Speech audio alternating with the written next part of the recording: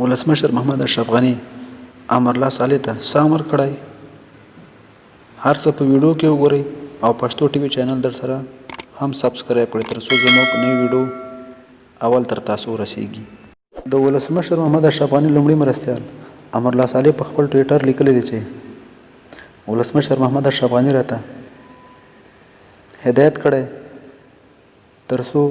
په کابل او نورو ولایتونو کې د جنایي پیښو په کمښت کې له پولیسو سره همکاري او په یاده طرحه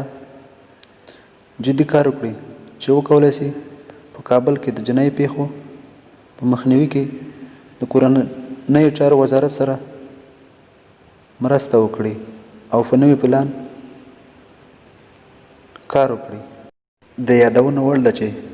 څه موده مخکې امرالله صالح د کورنیو چارو وزارت سرپرست وزیر و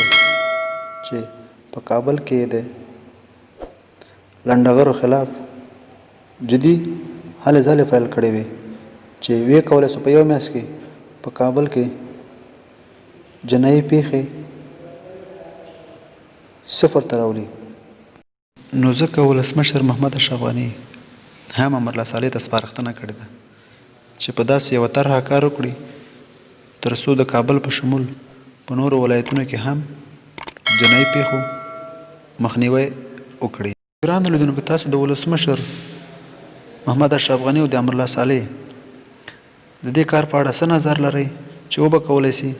په کابل کې جنایي پیښې کمې شي؟ نو خپل نظر موږ سره په کامنټ کې شریک کړئ او زموږ یوټیوب چینل در سره